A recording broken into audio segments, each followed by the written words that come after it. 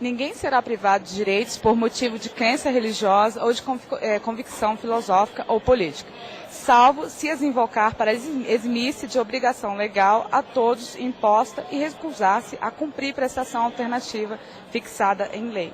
Havia uma questão que estava implicada nesse aspecto de muitos cidadãos não quererem prestar o serviço militar, por considerarem violento, porque por sua convicção filosófica, religiosa ou convicção política não os permitia manejar armas ou alguma objeção à guerra, preparação para a guerra, esse tipo de treinamento e outras coisas. E a exemplo de outros países onde já havia o chamado serviço alternativo ao cumprimento de um período militar obrigatório, a Constituição de 88 veio e trouxe isso também.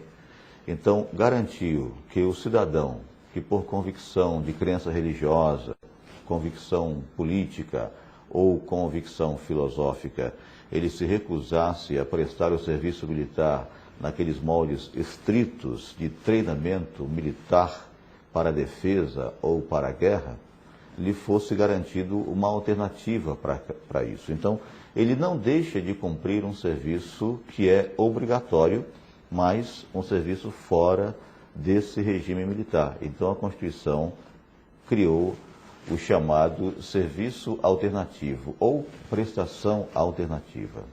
Não importa a religião, acho que quando você age de uma forma errada, você tem que, sendo qual religião seja.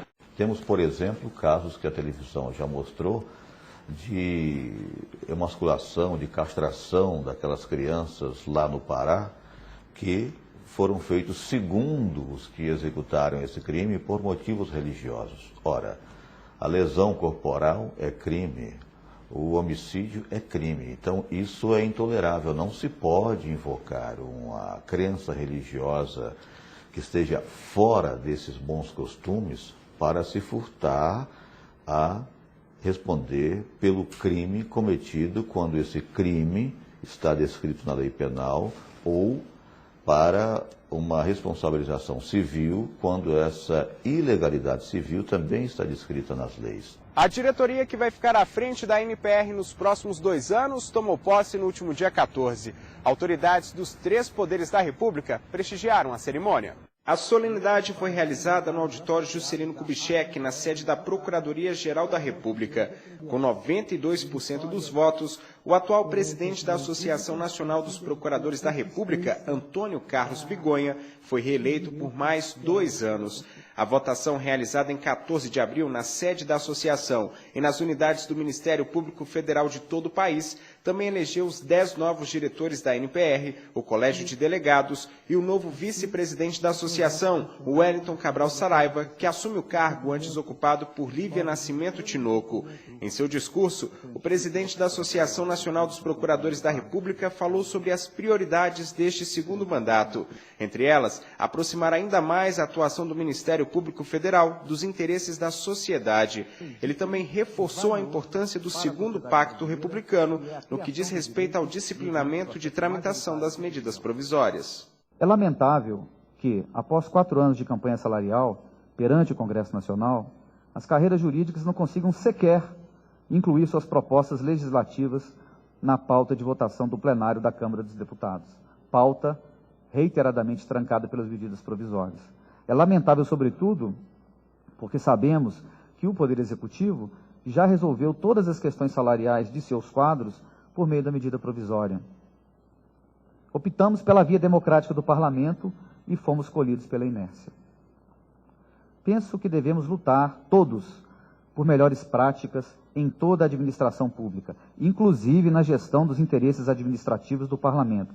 Mas não podemos reduzir a grandeza do Poder Legislativo e seu papel central na atividade política em nosso país, sob pena de estarmos a sustentar a inviabilidade da democracia no Brasil, o que não posso admitir, sequer hipoteticamente.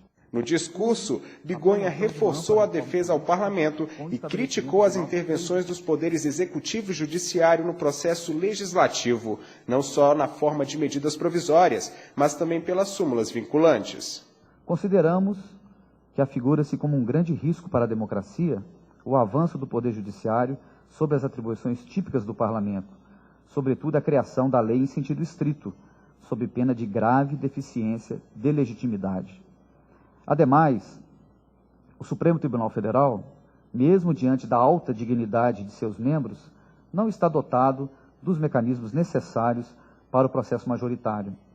Vale dizer, não é um instrumento hábil a apaziguar o conflito de vontades dos diversos setores da sociedade.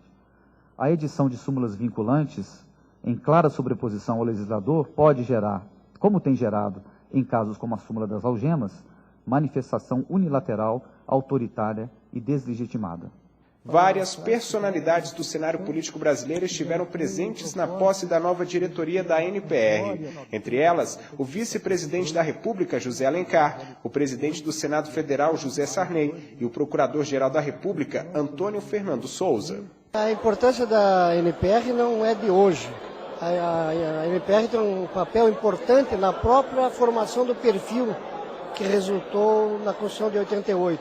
É um trabalho de coordenação muito forte, realizado pela NPR, que permitiu que as nossas ideias, as ideias do Ministério Público do Brasil, do Ministério Público Federal, do Ministério Público dos Estados, fosse acolhida na Carta Constitucional. E essa carta é que deu os instrumentos e o balizamento para a nossa atuação. Eu acho que só a sua reeleição já representa o apreço e o trabalho que ele fez na associação e o respeito que tem e a confiança de todos os seus colegas. O discurso que ele acaba de fazer é realmente um discurso que a gente deve meditar, porque ele compreende perfeitamente qual é a função do parlamento como coração da democracia. É onde naturalmente o povo tem voz, onde o povo pode opinar, questionar, até o próprio parlamento, questionar os governos e, enfim, é a grande expressão popular. E isso ele fez com muita precisão. No fim da cerimônia, o presidente da Associação Nacional dos Procuradores da República quebrou o protocolo e prestou uma homenagem ao vice-presidente da República, José Alencar. O passo seguinte seria dizer muito obrigado e a plateia, por indulgência e delicadeza, aplaudir as minhas palavras. Mas eu queria, de uma forma muito carinhosa, encher essas palmas, para que elas não sejam só de indulgência, encher essas palmas com agradecimento pelo comparecimento a essa solenidade do nosso vice-presidente José Alencar. Eu tinha falado com o chefe de gabinete de Sua Excelência, o doutor Adriano, sobre a possibilidade de o presidente estar conosco aqui. Nem sabia que o presidente estava em São Paulo, cuidando de problemas de saúde, e não poderia imaginar que o presidente José Alencar tivesse esse gesto de carinho conosco e, sobretudo, de prestígio e respeito à Associação Nacional dos Procuradores da República. Então, eu gostaria de encaminhar esses aplausos, que eu imagino que virão depois da minha fala, depois que eu dizer muito obrigado, ao presidente José Alencar. Muito obrigado. Isso foi uma generosidade do presidente Antônio Carlos Bigonha, como conterrâneo nosso, lá de Minas, ele resolveu me prestar essa homenagem. Já me homenageou muito, me convidando para estar aqui, e depois acabou fazendo isso. Então eu fico muito agradecido pela forma com que a plateia recebeu. Pelo discurso do presidente, a gente vê que está assegurada uma gestão brilhante. O Ação Pública termina aqui, mas você pode entrar em contato com a gente pelo e-mail açãopublica@npr.org.br e assistir a esta e outras edições do programa no endereço eletrônico www.anpr.org.br. Obrigado pela companhia e até o nosso próximo encontro. Caminhando e cantando e seguindo a canção, somos todos iguais.